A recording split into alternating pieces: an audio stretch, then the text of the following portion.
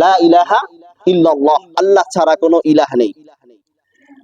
আল্লাহ ছাড়া কোনো ইলাহ নেই, এটা কি আমরা সবাই মানি? জোরে বলেন। যদি আমরা এটা মানি, যদি এটা অনুসরণ করতে যদি আমরা এটা না পারি, তাহলে কিন্তু আমরা পরিপূর্ণভাবে মুসলমান আমরা হতে পারবো না। তাহলে আল্লাহ ছাড়া কোনো ইলাহ নাই, এটা যারা আমরা মানি, তাহলে আল্লাহর সন্তুষ্টির উদ্দেশ্যে আমাদের সমস্ত কাজ করতে হবে। কার সন্তুষ্টির উদ্দেশ্যে? আল্লাহর সন্তুষ্টির উদ্দেশ্যে। আমি যা কিছু করব সব কার জন্য করব? জোরে বলেন। আল্লাহর জন্য করব। আমি যা কিছু পরিত্যাগ করব কার জন্য করব? আল্লাহর জন্য করব। যদি আমি এগুলো করতে পারি, তখন আমি হব কি? লা ইলাহা ইল্লাল্লাহর বিশ্বাসী। তাই আল্লাহ তাআলা যে কাজে সন্তুষ্ট ওই কাজ আমি বেশি বেশি করব। এখন ওই কাজ যে আমি বেশি বেশি করব, যে কাজে অসন্তুষ্ট ওই কাজ আমি ছাড়বো, এটা আমি জানবো কিভাবে? এটা আমি জানবো কিভাবে? এটা জানতে হলে আল্লাহ রাব্বুল আলামিন এই জন্য প্রত্যেক যুগে যুগে এক একজন নবী রাসূল পাঠিয়েছেন। জোরে বলেন সুবহানাল্লাহ। যেমন সূরাতুন নাহালের মধ্যে 36 নম্বর আয়াতের মধ্যে আল্লাহ রাব্বুল আলামিন বলেন, وَلَقَدْ بَعَثْنَا فِي كُلِّ أُمَّةٍ رَسُولًا أَنِ اعْبُدُوا اللَّهَ وَاجْتَنِبُوا الطَّاغُوتَ। আল্লাহ রাব্বুল আলামিন বলেন, আমি প্রতিটি উম্মতের কাছে, প্রতিটি জাতির কাছে আমি এক একজন করে রাসূল পাঠিয়েছি। তারা এসে সর্বপ্রথম দাওয়াত দিয়েছে আনি আবুদুল্লাহ, তোমরা আল্লাহ রাব্বুল আলামিনের ইবাদত করো, ওয়াজতানিবুত তাগুত, এবং তাগুতকে তোমরা পরিহার করো। তাহলে আপনি যদি বলেন লা ইলাহা ইল্লাল্লাহ আমি মানি, তাহলে আপনার এটা যেমন আল্লাহর ইবাদত করতে হবে, সাথে সাথে কি করতে হবে? তাগুতকে আপনার পরিত্যাগ করতে হবে। তাগুদের ব্যাখ্যা করব না, কারণ ইতিপূর্বে একটা সপ্তাহে আমরা তাগুদের উপরে, 5 প্রকার তাগুদের উপরে আমরা বিস্তারিত আলোচনা করেছি। তাহলে তাগুত, ইসলাম বিদ্বেষী যত অপশক্তি আছে, এগুলোর সাথে আপনার সম্পৃক্ত থাকলে আপনার বুঝতে হবে আপনি কিছু মেনেছেন আর কিছু মানতে পারেন নাই, তাহলে আপনি পরিপূর্ণ মুসলমান আপনি এখনো হতে পারেন নাই। যদি আপনি লা ইলাহা ইল্লাল্লাহর উপরে পরিপূর্ণ আস্থা বিশ্বাস যদি আপনি অর্জন করতে না পারেন, তাহলে আপনি পরিপূর্ণ মুসলমান হতে পারবেন না। আর এটার সাথে এটা সম্পৃক্ত, আল্লাহর সাথে সম্পর্ক রাখবেন, আবার তাগুতের সাথে আপনি সম্পর্ক রাখবেন। যে কোনো একটার সাথে আপনার সম্পর্ক রাখতে হবে। দুই দলে আপনি পা দিবেন, এটা হবে না। যে কোনো দল আপনার একটা হতে হবে। হয়তো উলাইকা হিজবুল্লাহ অথবা উলাইকা হিজবুশ শাইতান, হয়তো আল্লাহর দল হবেন, নাইলে শয়তানের দল হবেন, মধ্যখানে অন্য কোনো দল নাই। কথা বলেন ঠিক কিনা? আল্লাহর দল যদি হতে হয়, আমরা সবাই কি আল্লাহর দল হতে চাই কিনা? জোরে বলেন। আল্লাহর দল হতে হলে আপনার তাগুতকে আপনার পরিহার করতে হবে। তাগুত কারা?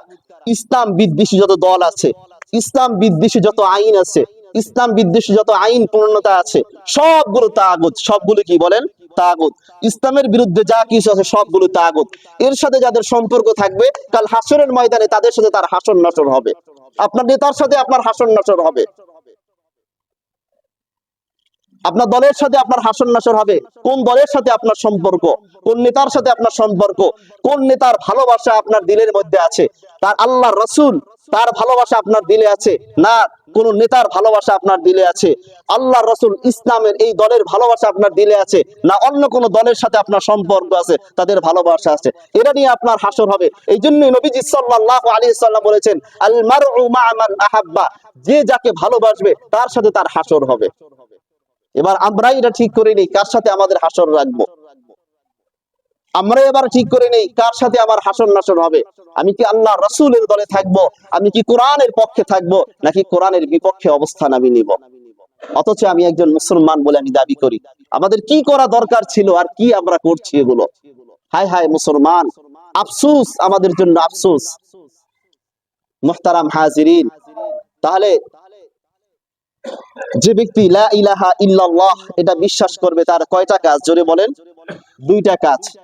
যে 1 নাম্বার আল্লাহর ইবাদত করা, 2য় নাম্বার তাগুতকে পরিহার করা। এবার আসেন নবীদের কাজ কি ছিল। আল্লাহ রাব্বুল আলামিন যে প্রত্যেক যুগে যুগে যে নবী রাসূল পাঠিয়েছেন, কি পাঠিয়েছেন? তারা 1 নাম্বার দাওয়াত দিয়েছেন লা ইলাহা ইল্লাল্লাহ। কিসের দাওয়াত দিয়েছেন? জোরে বলেন। লা ইলাহা ইল্লাল্লাহ, যে আল্লাহ ছাড়া কোনো ইলাহ নাই, এর ইয়াকিন মানুষের দিলের মাঝে পয়দা করা, এর বিশ্বাস মানুষের দিলের মাঝে তৈরি করা, এর ভালোবাসা, এই কালিমার দরদ মানুষের দিলের মাঝে তৈরি করা। এরপরে আরেকটা অংশ মুহাম্মাদুর রাসূলুল্লাহ।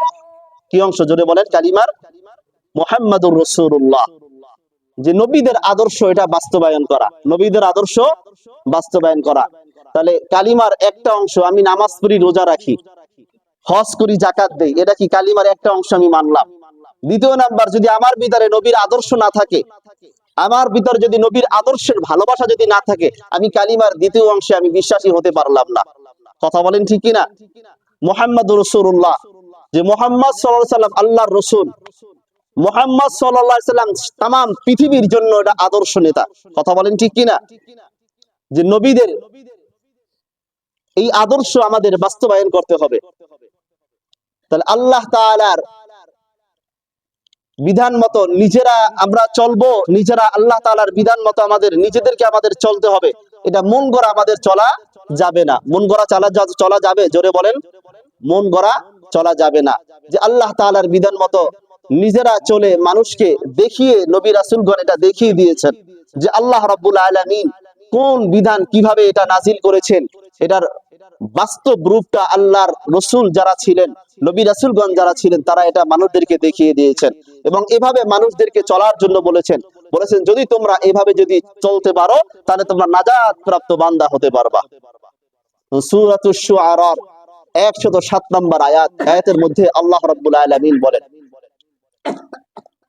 ইন্নী লাকুম রাসূলুন আমিন, নিশ্চয় আমি তোমাদের জন্য একজন বিশ্বস্ত রাসূল।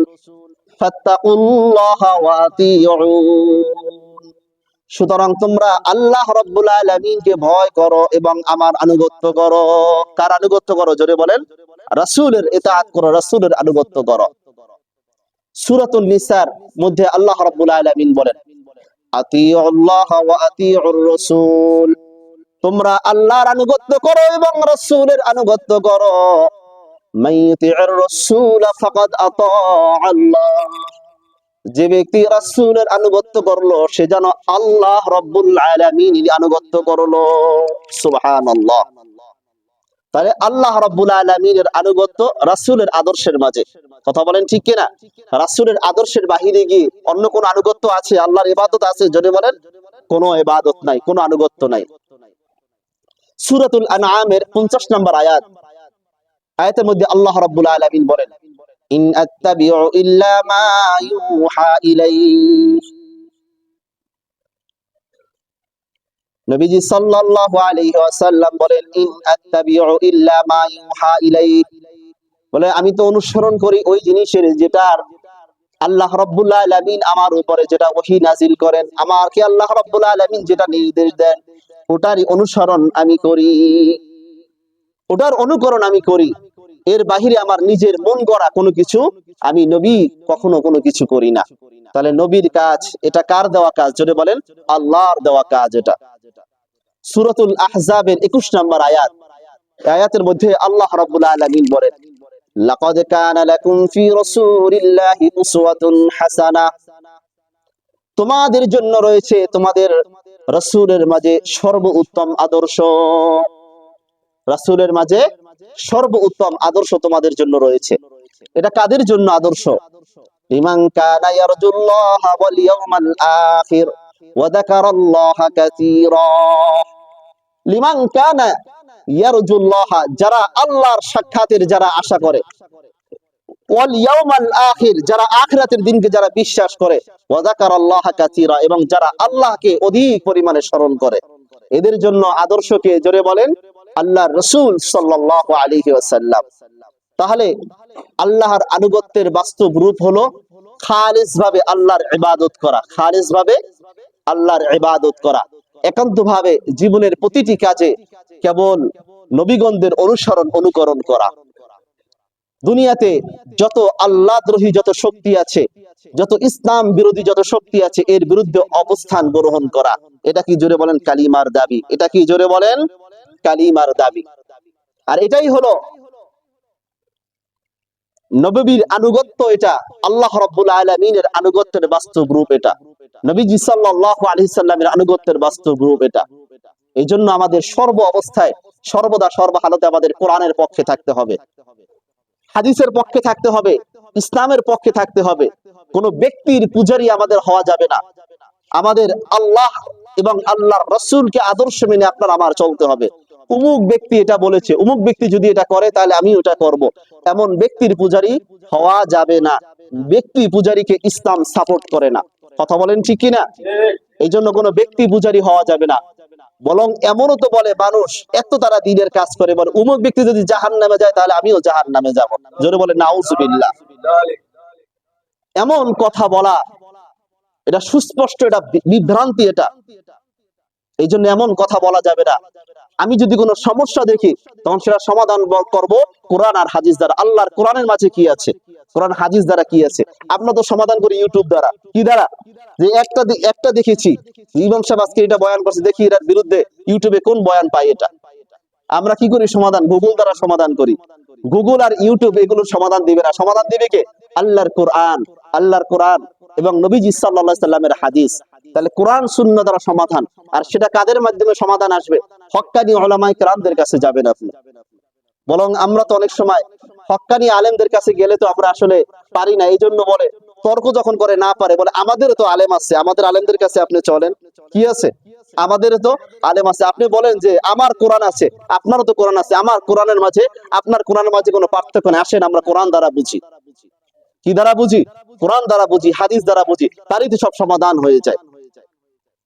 সম্মানিত হাজিরিন, এই জন্য সূরাতুল আহজাবের 40 নম্বর আয়াতের মধ্যে আল্লাহ রাব্বুল আলামিন বলেন, মা কানা মুহাম্মাদুন আবা আহাদিম মির রিজালিকুম ওয়ালাকিন রাসূলুল্লাহ ওয়া খাতামান নাবিয়্যিন। যে মুহাম্মদ সাল্লাল্লাহু আলাইহি সাল্লাম তোমাদের পুরুষদের বাবা হিসাবে আমি তোমাদের কাছে প্রেরণ করিনি, কিন্তু আল্লাহ রাসূল হিসাবে তাকে আমরা প্রেরণ করেছি। ওয়া খাতামান নাবিয়্যিন, এবং সর্বশেষ নবী হিসাবে তাকে আমরা প্রেরণ করেছি।